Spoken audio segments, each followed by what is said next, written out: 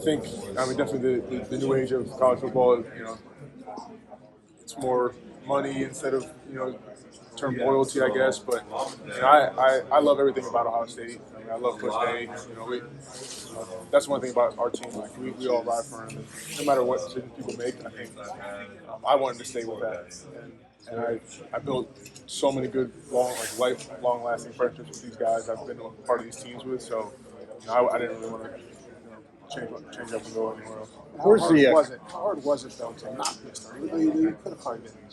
Yeah, I always treated it as if I was. I prepared like I was, and I ultimately trusted the guys ahead of me, and I knew that my time would come, and I had to be ready to take my shot when it comes. So I'm much happy that I was able to do that, and I'm still trying to play better every game. Where's the confidence level with this defense right now? You guys, since the first Oregon meeting, it's been amazing. Where is the swagger level right now, and how big of a threat is this Longhorn team? They're a good team, but I think our confidence comes from our preparation. We practice hard, and we want to make sure we get everything, every little last look and little detail we can. And I think Coach Knowles does a really good job of that. And I think we need to continue to do that because, everything that happened last week, it doesn't really matter if you don't do it this week. So our goal is to do better than we did last week and to really control the game and win the game on defense. You guys seem to really be having a lot of fun out there watching you, JT, Jack, and just everyone's trying to be the next guy to make the play. What's that like out there? And because the clock is ticking too. Yeah, I think that's the biggest thing, that football is meant to be a fun sport. We're meant to go out there and make plays and have fun and really be brothers with each other. So, the only time you really make plays is when you're having fun, and if you're not having fun, you're not making plays. So it really goes hand in hand, and we're just out there to just try to have fun and be brothers. What did it mean to you to get the block though? And you hadn't been a starter, and your teammates thought highly of you. Did that kind of make you feel like, okay, I could really be the leader of this team as they think I can be the leader of this team? Yeah, it's ultimate honor and gracefulness from my teammates. I try to hold myself to the highest standard, and I feel like they believe in me. And when I was honored with that, I was so thankful for them, and it made me think that I have to do even more now because there's such a high responsibility to have that block go, and it's not just about me; it's about the people who came before. So I just wanted to treat it right and honor the number. Did family, friends hear about the president comment to you about it? Oh no, well, I think people have told my mom that a couple of times. I just kind of let it brush by because I don't want to let it go to my head or anything. But I'm not the biggest on politics, so I'll save that time for a little bit. It may not be such a compliment. Yeah, exactly. But if people in DFW have been freaking out about the weather that's supposed to be coming, you kind of laugh at it coming from Ohio. I think it is tough a little bit because maybe Texas isn't used to all the snow, but yeah, for us it's not really big of a deal. We finished our practice outside in the snow today, so we're not. We all delayed because of weather. I think so. I think they de-iced the plane. I'm assuming so, but it's happened before. I'm not too worried. How have you guys handled this extended schedule? Do you feel a grind at all, or are you just so jacked up? I think there's always some fatigue that comes into play, and that's the test of the maturity of your team. Things obviously it's a long season, so we have to be prepared to go as hard as we can and attack each day with the same intensity as you did the week one. So that's always the biggest challenge, and everybody's fighting. Everyone that's still in the playoffs is still fighting. So for us, it's just trying to attack that every day. I think it's everybody's. Okay, back to the idea of the portal and all that. Have any of the younger guys approached you and asked you, hey, you stayed, why should I stay? Have you had conversations with guys like that? Yeah, I wouldn't name names. No, that's fine. I've had conversations. Everyone's situation is different. I can't sit here and say I'm the perfect guy because I stayed and made that decision. But I hope that guys understand that sometimes the grass isn't always as greener, and while there's always great stories, there's always some people you don't really hear about who aren't as successful. So it's really just talking with your family, talking with the people you're closest with, and making the decision you feel like is right. I'm not going to tell anyone to stay or go because it's their own life. And they get to If make somebody those said, decisions. "Why should I stay?" What would you tell them? I just, Or have I you mean, even had that conversation?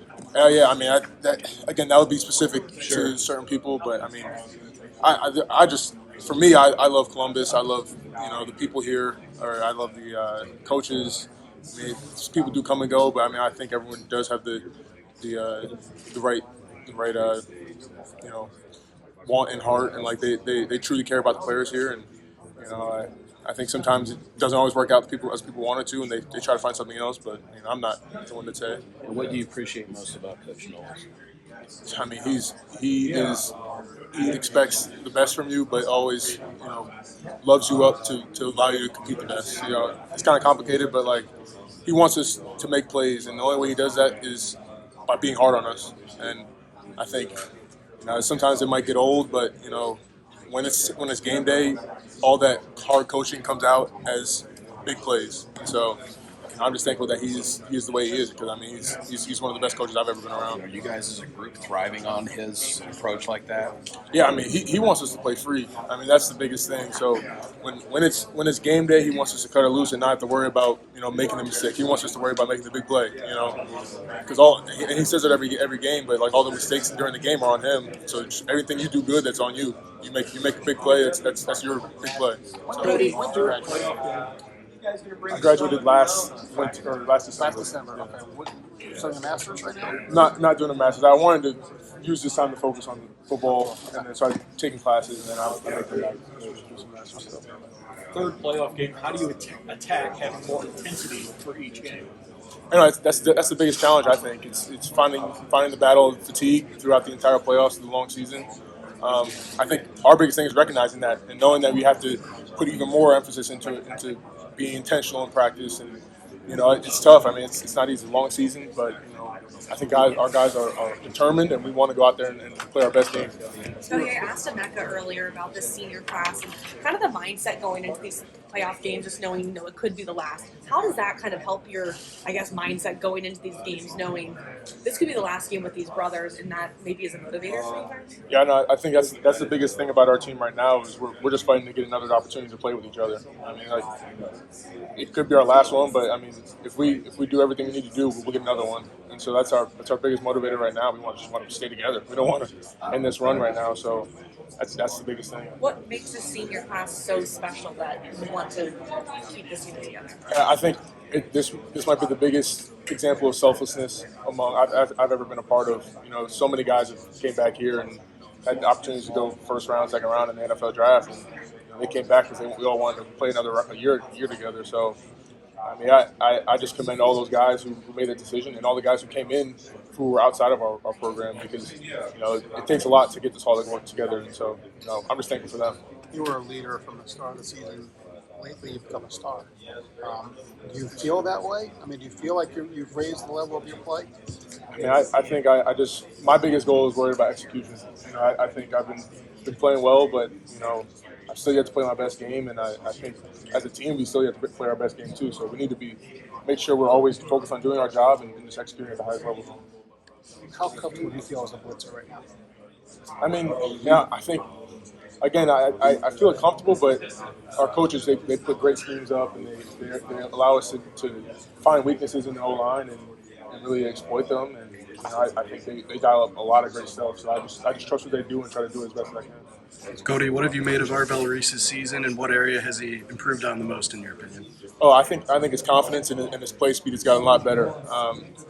It's tough. I mean, our defense is a little bit complex, so for him to come in as a young player and be able to adapt, and our coaches are really trusting him now. So for him to play the time he does, I mean, he's doing really well. How much has he grown in your eyes since the first time you saw him? I mean, a lot. I mean, I don't think they fully trusted him with the full playbook last year. So coming into his own now, and he's doing really well. He adapts really well.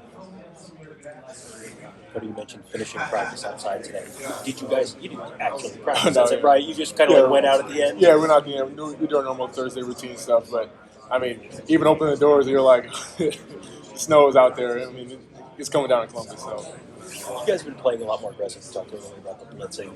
Is that, you've had a lot of success. Is that more fun? Do you like being in a defense that's maybe playing a little more aggressively than you may have in the past? Yeah, I mean, it definitely allows for bigger plays and more, I guess, splash plays you call it. But I mean, I trust what Coach Knowles thinks. You know, I'm not going to be. I want to be a robot, but you know, I think he puts together a great game plan no matter what week it is. And, you know, whatever he sees, I'm going to try to see exactly what he sees and do it the best I can. So.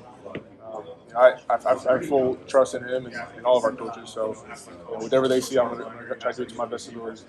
Gabriel last week on one of those sacks. I mean, No, I think that speaks to the preparation from the week. You know, our coaches do so much. I mean, you guys don't even know half of it. They're in there all day, like watching film after film and clicking after clicking. So they get us prepared for these games, and you know, we have to do our job on the field and executing in practice. So I think all that stuff just speaks to all the reps we get to do at practice. Cody, if you could choose one word to describe Jeremiah Smith's ability, what would it be?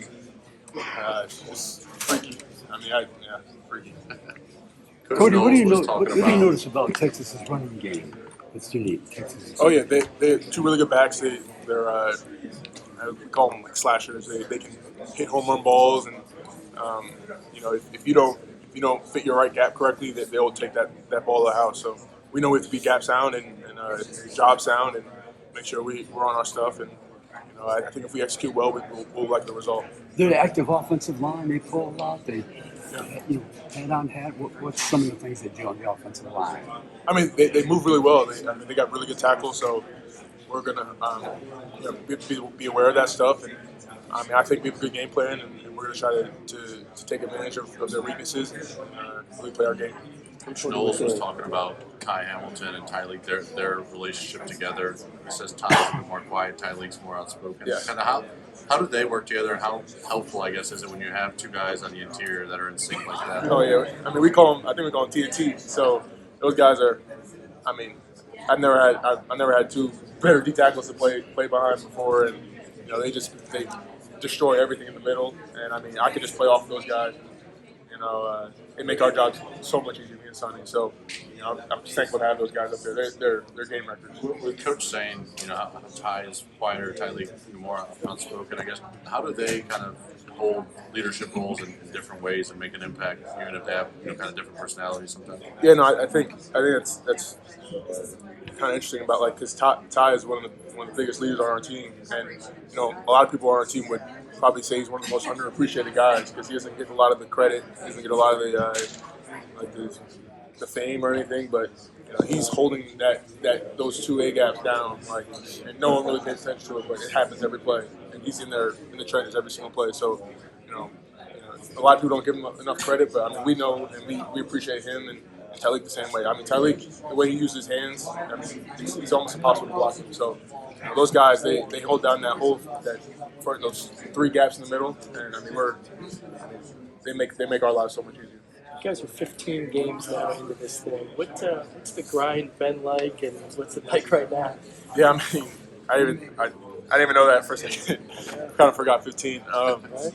Really, it's all about just taking it 1 week at a time. Really, 1 day at a time. I mean, you can't get too caught up in the length of the season because you're gonna.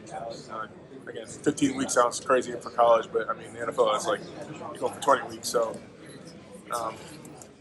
we're just 1 day at a time, just putting it one step in front of the other and just keep going. I feel like you guys have kind of rallied around the leaders, maybe Coach Day a little bit in this month of December after the end of the regular season.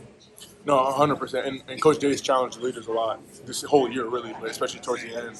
You know, we have to be the ones who step up and to be the vocal leaders, but then also, you know, doing our job, making the plays that we make because, you know, guys are going to look towards the leaders to make those plays, and we have to be the ones to step up.